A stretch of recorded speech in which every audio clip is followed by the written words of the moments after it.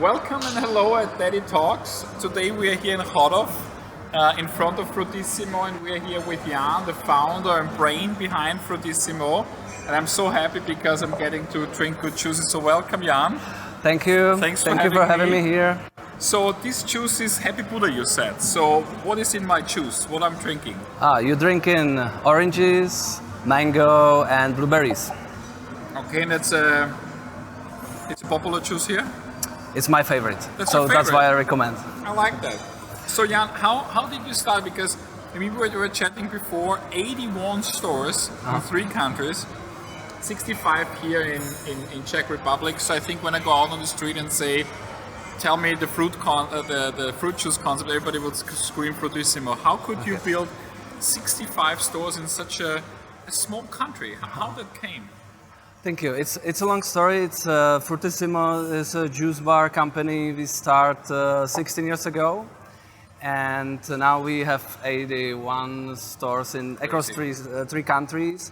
And the story started in the United States. I went to a work and travel program when I was on university.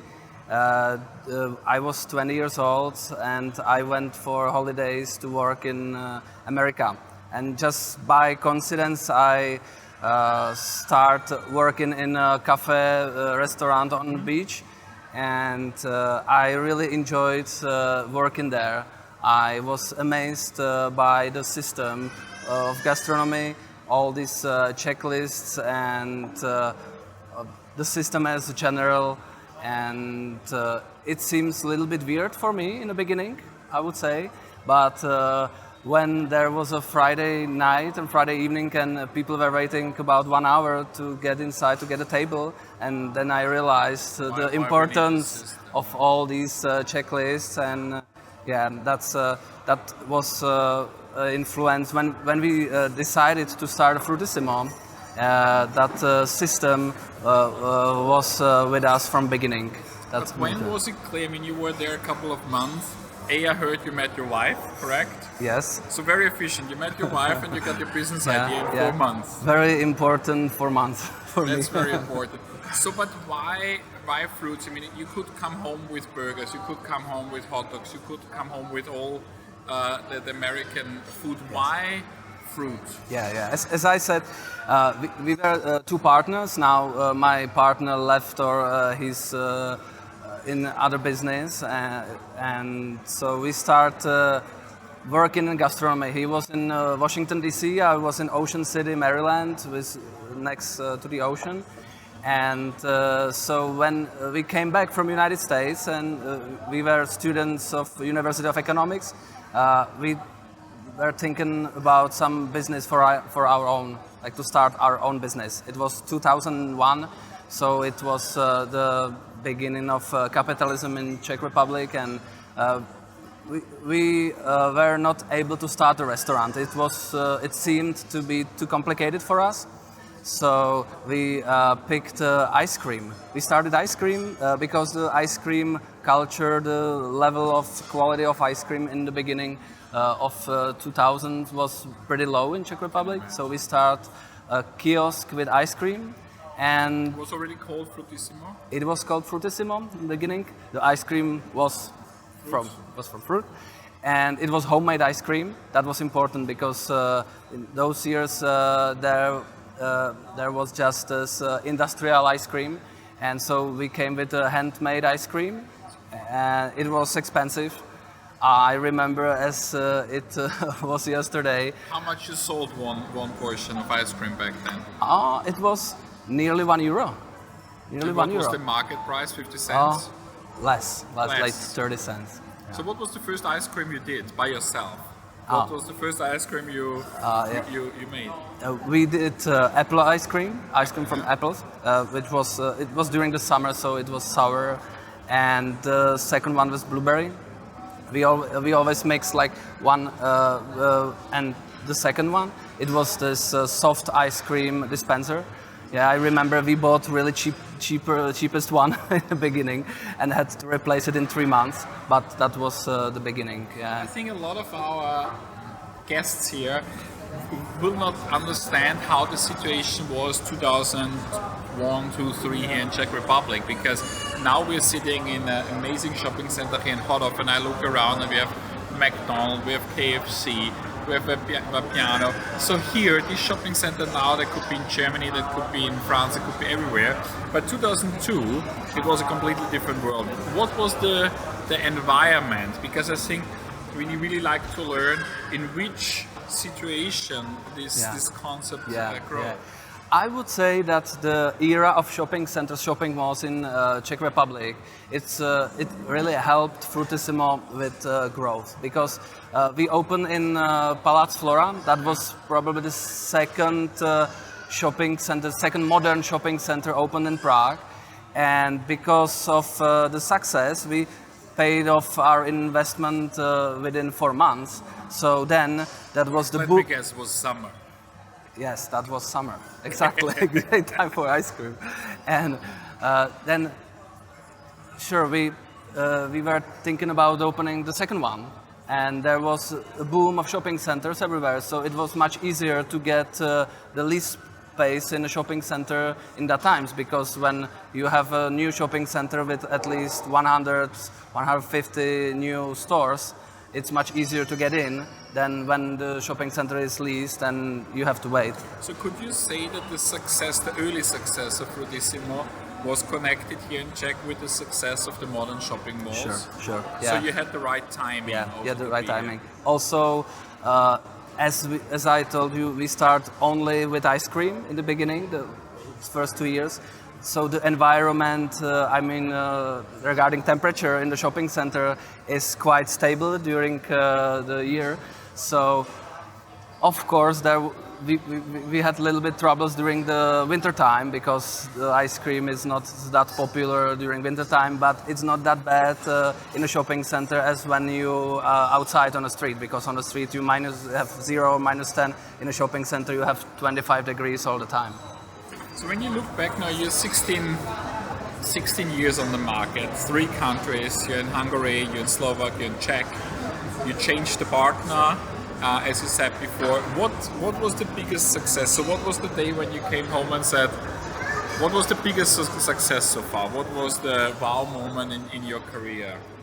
I would say it's when we reached 10 stores, I realized that we are part of something great.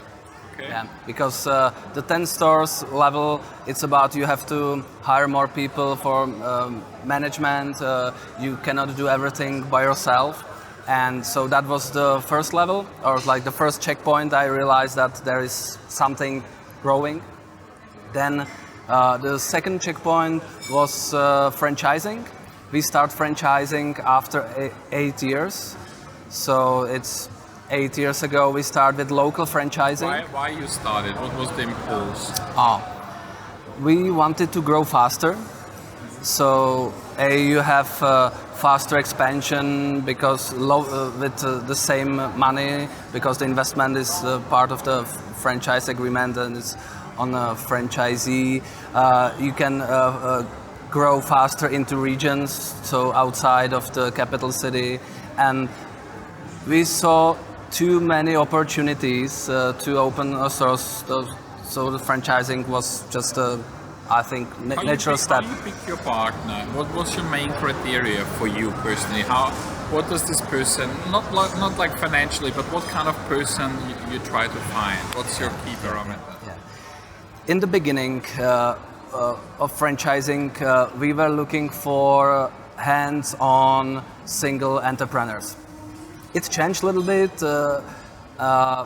but the main reason or factor I need to understand with my partner. I think the franchise partnership is about the same when you have the company with the partner, because you in the good times and bad times together, and so I think the franchise agreement as in Fruitisimo is really close partnership. So I know all franchisees personally.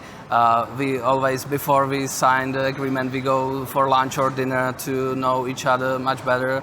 And yeah, I usually the strategy to find a franchise partner was to tell everything correct and wrong to make you not sign the agreement, and when you, despite of this, sign the agreement, then you write franchisee. So you're very transparent and open with the numbers. Yes, because from the long-term vision, yeah, it's not hard to sell a Fruitisimo franchise to everyone really fast, but when you sell it to not good partners, when you sell it not transparently, it's just come back very quickly. So we didn't do it like this. We want a long-term partnership. So now we franchise for 5 years. So we have now the second round for our oldest franchisees. And then the second round is something like confirmation that the business it's like when you're married and you renew your vows after a certain time. So most of our viewers, are hospitality people. So we have here other entrepreneurs, we have people who want to be franchise partners or who work in the industry. And I think when we look at the P&L, I think a lot of us are quite familiar with the P&L of a restaurant or with the P&L of a burger store. But what's the parameter of a typical juice store? So let's say juice stores for dummies. What's the parameter? How important is rent? How important is food cost? How important is labor? Just run us through the basic economic model of your business. Sure. I would say that the biggest challenge is to run so many juice bars in a chain. Yeah, I think that we went through this to reach the number and to manage that big network of small shops. Juice bar is general, and Fruitisimo stores, it's not the single store, it's not a big business regarding sales. It's around 30,000 euro per month. And so you need a couple of them to cover overheads, to build network or to build a company. As I said in the beginning, we start with single hands-on franchisees. Now we focus on companies, operators with more experienced local real estate experience. I think that's the most important part of a franchisee, to get the local real estate knowledge. When you know which places for reasonable rent is good, so that's the key point of success, I would say. So and the P&L of Fruitisimo is similar to other food concepts. The food costs around 25-30%. The cost of labor, it depends. It varies across countries. Between running with two, 3 people, the stores. Yeah, 2-3 people. We use a lot of part-time workers, so we try to follow the curve during the day, because. When do people drink juices? Oh, in the morning. Yeah. So it's a breakfast. As a breakfast, then after lunch. Or instead of lunch, I would say probably you in office, you go to the gym, and then you don't have a time for lunch because you spend the time in the gym, so you grab a smoothie and go. And then after work, 5, 6. Yeah, but that's the peak of shopping centers in general. But in the morning, as the same peak as coffee shops have. So talking about trends, what I wanted to ask you, you're in a very specific sector of our industry. You have a different view on healthy concepts coming up. You also live, work, and have the heritage in Central Eastern Europe, here in Prague. Which trends you see coming now? So what do you think is the next upcoming thing? If I give you now $10 million and say, I know that you would invest in Fruitisimo, but I said no Fruitisimo, where would you put it? What do you see coming? Yeah, I think I see this self-ordering app as the biggest trend in gastronomy. I would say this will be a game changer of our industry, because you can pre-order, and already paid. So you order and pay, and then you pick up your order, and that's it. And that would change the layout of the stores and so on. So it's like an online banking. You now it's not acceptable to go to the bank and ask how much money is on my account because you have it in your iPhone. Sure. Yeah. So I think that would be similar in gastronomy or quick service restaurants and fast food sector. And yeah, when you come to the shop, you have to wait first. Then you tell the employee what you like to drink or what you like to eat. They type it in the computer, then they print it for the second employee who's preparing this. I think that's not necessary. Yeah, you can skip this. You can pay for it much easier, and then you have to transfer the customer experience to the pickup point. Will definitely be a disruption. If you look at Panera Bread or others in US, it's already quite far advanced.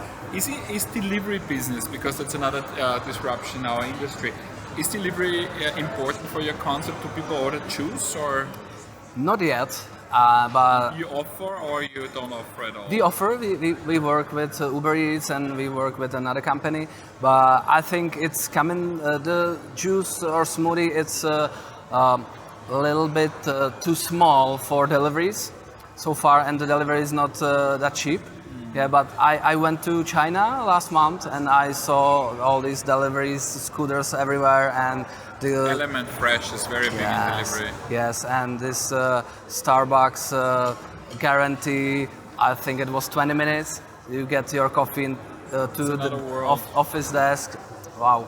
Yeah, I think that the delivery together with this self-ordering apps, yeah, that will be the future. And also this customer experience. I think we have to think how to develop the customer experience. Definitely. When now we only talked about all the success, what obviously we like to share, but also to all the entrepreneurs out there, tell us the biggest fuck up so far in the 16 years. What went really wrong, and how you survived? Yeah, I would say we were lucky when Fruitisimo was growing, that there were some bidding for lease spaces which we haven't won, but luckily it turned out as not that good space as we expected. So in the beginning that would be a very big disaster for Fruitisimo. And besides of this, we start a second brand called Yogurtissimo. It was frozen yogurt together with fresh fruit. We put 2 shops in the 2 best shopping centers in Prague, surviving 2 years, and then we just closed it down because it wasn't successful. And maybe we should you also understood wait. Quite fast that it didn't work, so you saw it alarming and you cut it short. Yeah, maybe if we wait 2 more years, but you know, it was time. We want to get money, not to lose them into something new, and then we realized we have to focus on the only brand, or the one brand, and that was a good decision.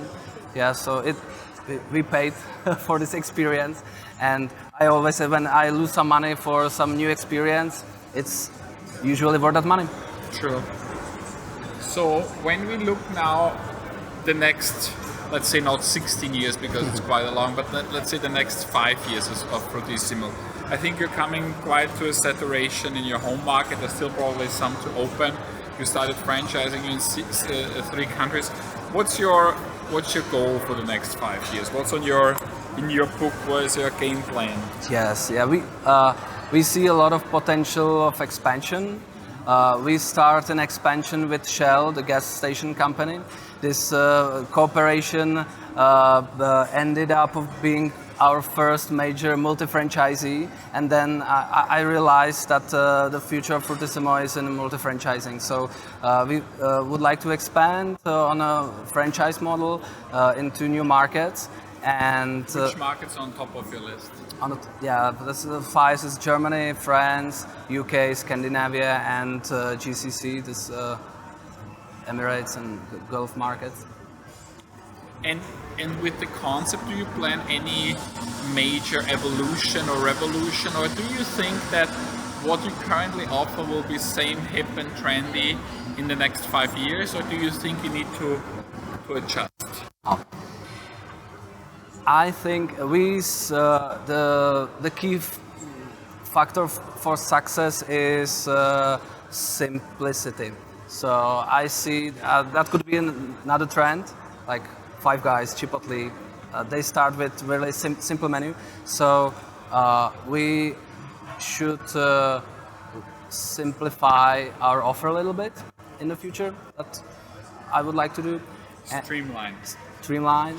And it's connected with the self-ordering app because then you can offer custom tailored products just in the app, and you don't have to put it on the menu. You can have it just in your pocket. You can save your favorite drink and so on and so on. So that will be adjustment. I think usually you do big changes when there is some crisis, trouble or problem. Never change a winning team as long as it's running. It's running. Yes. When you now look back, and I always try to get the feeling how much is luck and how much is hard work, because the time when you started was not easy. We're not living in a part of the world like California where people are paying 15-20 euro for a juice. It's really tight business here. Most of your stores are in shopping centers where rent is also a big game. So when you look back now, starting from the 4 months what changed your life in US, where you met this idea and where you met your wife, till now, how much was luck and how much was hard work? What's your feeling? I would say it's always connected. So I think we start with hard work because we prepared for opening the first Fruitisimo. Maybe we were the first ice cream stand which has this long checklist, and it was all made in Excel sheets and PowerPoints, which wasn't that common in 2001 or 2003. And then the luck came, and then it was followed more by luck, and then again the hard work. I think it's phases. Yes. We never intend to build a chain. So in the beginning, I would say you failed because now you have 81 stores. So yeah. It was followed by the success, or by when you see customers coming. And when you see money is coming, you think to open more shops. That was just the natural grow in the beginning. Now we think more strategically, and we look to the future. And I see a big potential for expansion because we are very flexible in terms of formats. Fruitisimo shop could be plugged into existing leases. It could be converted to an existing shop or next to an existing shop. So for example, when you have a chain of coffee shops, sandwich shops, whatever, you have 50 of them, you can simply put Fruitisimo to the half of them or to 1/3 of them. You cut 20 square meters, put Fruitisimo there. We did the same with Shell. We have the special format which is around 6 square meters small. And so I think that that's more strategic thinking. I think in the future there will be more smaller shops than now. It's so you get your product on more places, but in a smaller. I think that's also the right strategy. When you now, I mean, you've traveled a lot and you discovered the idea in US. What would be the place, the street, the corner, the plaza, the point in the world where you would like to have your logo? Where would you love to open a store? What's your dream? Where would that store be? Of course, my dream is to open Fruitisimo in America because. Where in America? What's your place when you would like to walk by and say, here I want to have a Fruitisimo? What's that single place you like to be? Yeah, that would be Westfield Mall in New York. Okay. The new one. The new one. The new one. The World Trade Center. World Trade Center. Yes. So we can pass that on. World Trade Center, guys. We have a tenant who wants to open there. One thing at the end, because people always ask, it's also a food podcast, and we always talk about the concept, but we also talk about new ideas and systems. So I always like to ask best food ever and best restaurant ever, and for the people who come to Prague, best concept to eat in Prague. So what's your favorite dish what you had and said that was amazing? What's your favorite restaurant in general around the world, and where would people who visit Prague need to go? And also it's very egoistically, so that means I can go there tomorrow. So tell me. Okay, yeah. So the best food I ever had was a poke bowl in Mappic. So it was Cannes, France. It was a small cafe on the street. I don't remember the name, but I remember the freshness of the fish and the smell. That was perfect. Like together with some greens. That sounds good and healthy. Yeah. And your favorite restaurant in the world? Where you always come back? What is the restaurant you like to come back? Okay, I would say my favorite restaurant is an Australian burger chain called Grilled Burgers. Yes. Okay. And I don't know that. they said, or they market it as healthy burgers. And I spent a couple of days there to watch how they work and how the watch the concepts. Yeah, I think maybe they franchise already to Middle East. I'm not sure, but they are in Australia like 40, 50 Great. stores. I will check that out. Yeah. And where should I go tomorrow? In Prague. Oh, what is your favorite cuisine? I want casual places. So also for our viewers here, what restaurant you would send? We say I can close my eyes. That will be always good. And then where should we go? Yeah, there are a lot of fancy burger places now in Prague. Yeah. If you find for burger, I would recommend Dish Burger. That's a really good one. Or there is one typical Czech cuisine next to the Prague Castle, and it's not for tourists. It's local one. It's more focused, or the target group is our Czech people. So what's the name for our... The name is Czech word kuchyně, which means cuisine. Cuisine. Or So kitchen. guys, Or kitchen. Yeah. We have a great burger concept somewhere in Cannes. We need to find that. We have Grill, that's his favorite restaurant in Australia. Dish, a local burger, what I will definitely check out, and the local cuisine. Kitchen, how you call it the last one? Kitchen. Kitchen. Kuchyně. Kuchyně. Need to work on my Czech. So thank you for your time. I finished my juice, so we're gonna grab another one. And it was great to learn about that. I'm really impressed by what you achieve, and I'm looking forward to see what else comes up. Thank you for your time. Thank you very much. It was a very nice time to spend with you. Thank you.